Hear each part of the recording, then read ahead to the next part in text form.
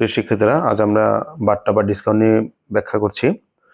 তো বাট্টা মূলত দুই প্রকার, একটি হচ্ছে কারবারি বাট্টা ট্রেড ডিসকাউন্ট বা নগদ বাট্টা ক্যাশ ডিসকাউন্ট।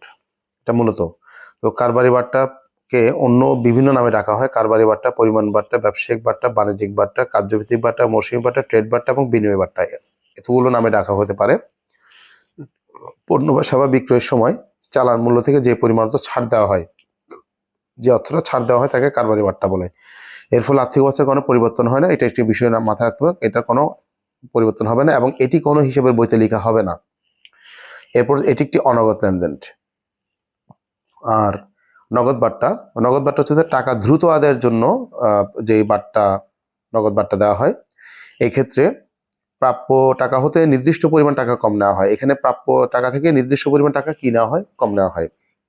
কারবারি বাট্টা বাদ দেওয়ার পরে নগদ বাট্টা নগদান বইতে লেখা হয়। এটা মাথায় রাখতে হবে যে কারবারি বাট্টা বাদ দেওয়ার পরে, কারবারি বাট্টা বাদ দেওয়ার পরে নগদ বাট্টা নগদান বইতে লেখা হয়।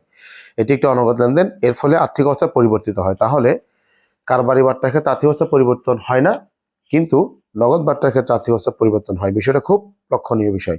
তাহলে এটার ক্ষেত্রে পরিবর্তিত হবে এবং এটি হিসাবে আসবে, নগদ বাট্টা হিসেবে আসবে, কিন্তু কারবারি বাট্টা হিসাবে আসবে না। তো এটার একটি চার্ট, মানে প্রক্রিয়াটা কেমন হবে, ধারে বিক্রয়ের সাথে সম্পর্কযুক্ত বিষয় প্রাপ্য হিসাব, তার সাথে সম্পর্কযুক্ত প্রদত্ত বাট্টা এবং তার সাথে সম্পর্কযুক্ত বিক্রয়, আমরা যেটা বলি বিক্রয় বাট্টা। তাহলে নগদান অর্থাৎ নগদান বই, এটা ডেবিট এবং নগদ প্রাপ্তি যাবে, এটা দেখানো হয়।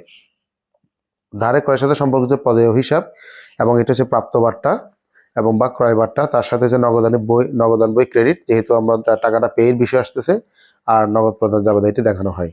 এই দুটি চার্ট এবং এই কয়েকটি লাইন যদি তোমরা ভালো করে আত্মস্থ করতে পারো, আশা করি বাট্টা সংক্রান্ত সমস্যাগুলো তোমাদের আর হবে না।